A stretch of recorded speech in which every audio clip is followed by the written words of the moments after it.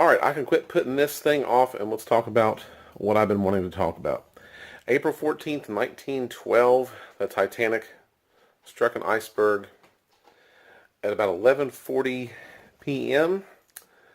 and slipped into the ocean just past 2 a.m. on April 15th. So we're going to talk about the Titanic today. And it seems like a lot of people will associate this movie here, with the whole tragedy, and a lot of people, they will recognize it, I think, from this more than anything else. I did watch the movie, of course, and I think while most of the public that have watched the movie, I think, focused a lot so much on the love story. And of course, I think Leonardo DiCaprio was a big part of that and everything. But not me. I did pay attention to Kate Winslet a little bit, but my focus more so was on the ship, the details of the ship, the wood decking, the funnels, the size, the hallways, the staterooms, all that kind of stuff. That's what I looked at. I didn't pay so much attention to Jack and Rose. I paid attention to the details. I wanted to see how close, this was to what I was reading about.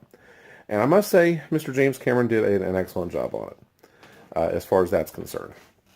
So, I'm going to show you guys, just a little peek here at some of the things that I have Titanic related. Quick backstory. I actually was into the Titanic in 5th grade. I read a book by Robert Ballard, who had discovered the wreck of the Titanic on the bottom of the Atlantic. It was in 1985. That's when he had discovered the wreck. And it was a book that I had read in 5th grade that talked about, of course, the background of the ship, the tragedy, and talked about his discovery of the wreck. And that's what really drew me in, to the whole Titanic, tragedy. So that's where my thing all started. It was probably, let me think here, probably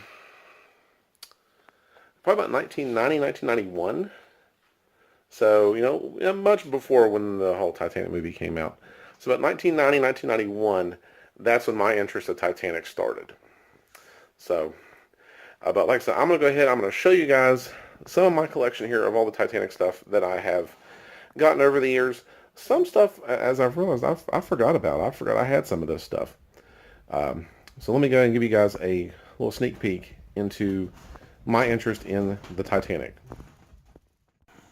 Alright, this is one of the first things that I can recall, outside after reading that book, one of the first things I remember picking up in regards to the Titanic, and I think I actually received this as a gift, I think from my sister actually, is an overview of all those that were aboard the Titanic. Everything from, officers, first-class passengers, all the way down to, engineering, kitchen staff, and so on. So I put it in this nice little frame here, as you can see. And down here at the bottom, this was, we went to Las Vegas and went to the Titanic exhibit there. So 2007 is when that was. And of course it showed a lot of the artifacts and everything. Over here they give you a ticket representing, a passenger that sailed on the ship, and at the end you can find out if your passenger had survived. Pretty much mine did not. So, all right, now let's start here with the DVD collection. Of course, we all know this one. The famous one with Leonardo DiCaprio and Kate Winslet. A Night to Remember. This is a classic. I highly recommend, if you're into Titanic stuff, definitely check this out. This, to me, actually was probably just about as good as the newer Titanic movie. I actually really did enjoy Night to Remember, even though it was dated and didn't have quite the, special effects and things that we have now. It's still excellent. Highly recommended. And here I have the Titanic documentary collection. I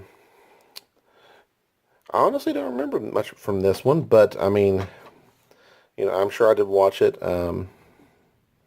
Oh yeah, this one did have a lot of stuff on it. I'm kind of remembering now. A lot of things on this DVD. So I have that, and this was the Titanic series that they had played on. I believe it was ABC. I don't remember what year it was. Let me see here. It's been quite some time ago too. This was 2004 is when this one actually was out. Had Catherine Zeta-Jones, Peter Gallagher, George C. Scott as Captain Smith. So it was also a very good movie as well. Now, like I said, some things I was surprised I even had, like this, for example. I was quite surprised I had the number of books I did. This is an excellent one. Talks a lot about the technical aspects of the Titanic and the build process of the ship, from the type of iron that was used for some of the plating, from how they did the staterooms. Very interesting. It's something you don't normally will get to see or hear about, so I definitely enjoyed that one. That was from a Rod Green. So you have this Titanic by John P. Eaton. Next one here is Return to Titanic. This is sort of an update from Robert Ballard. I believe he focused a lot on the rusticles in this book, talking about how the wreck was slowly getting eaten away. So that was a neat book. Here we have Charles Pellegrino's Ghost of Titanic. This is a classic one here, Walter Lord, A Night to Remember. So that one. And I do want to just focus a little bit on this one right here. This is the story of the Titanic as told by its survivors. This, I think, is probably one of the best Titanic books to read, because it's just a real interesting look into the stories told by the survivors and what actually happened that night. Can be a little bit graphic in a way as far as describing the whole, the death process and with all the passengers that were actually in the water at the time the ship sank. So very chilling, but definitely a good read. Like I said, I think of all the books I had, this is one that really, to me, hit me the hardest. So, anyways, that's kind of a look into my interest in the Titanic. Everything about it still fascinates me to this day, even though it's been since the early 90s that I really kind of got my start into my interest into the ship and everything. And I will say this too, the tragedy of the Titanic has really kind of made me dive into other maritime tragedies. And other shipwrecks and things like that too. Don't know what it is. Maybe I'm just got a sick mind. I don't know. But anyways, just to give you an idea, this has sparked my interest in, say, the Edmund Fitzgerald, for example. Let's see, other shipwrecks. The Lusitania. And I'll tell you a really interesting one too is the rest of the White Star Line. Not just Titanic, but also Britannic has a very interesting story as well. And I kind of want to point this out here too.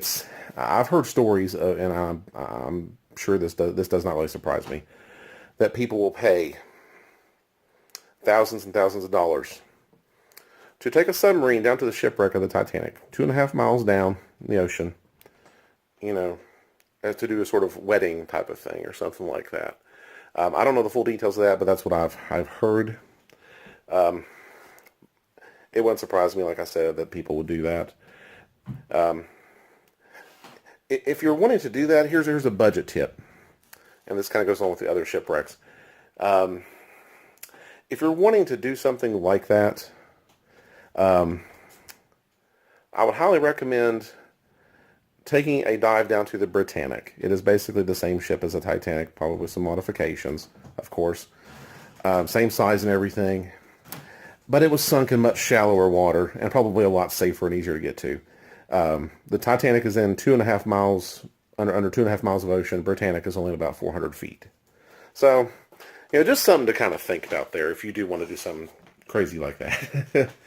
But anyways, listen, I hope you guys got a chance to kind of see here my interest in the Titanic. Like I said, I'm kind of a tech guy. I like to read about, the ship's, specifications, the technology at the time. Like I said, they didn't have, the things we have nowadays with smartphones and internet and things like that. Their form of communication was the wireless operator who would send Morse code signals, to and from land and to and from other ships. So, it's kind of crazy when you think about that kind of stuff. And also the engines at that time were powered by coal and steam, just all kinds of things like that. The ship was 882 feet long. I mean, when you're my age, or when you were, think about when you were in 5th grade and reading about how large this ship was. It makes you kind of sit back and go, wow, that's big. You just don't have any comparison for how large this ship actually was, at that time. And of course, nowadays we got bigger ships and things like that too. So, but, it's just very, very fascinating. The whole story is. So anyways, I'm going to quit on that for now.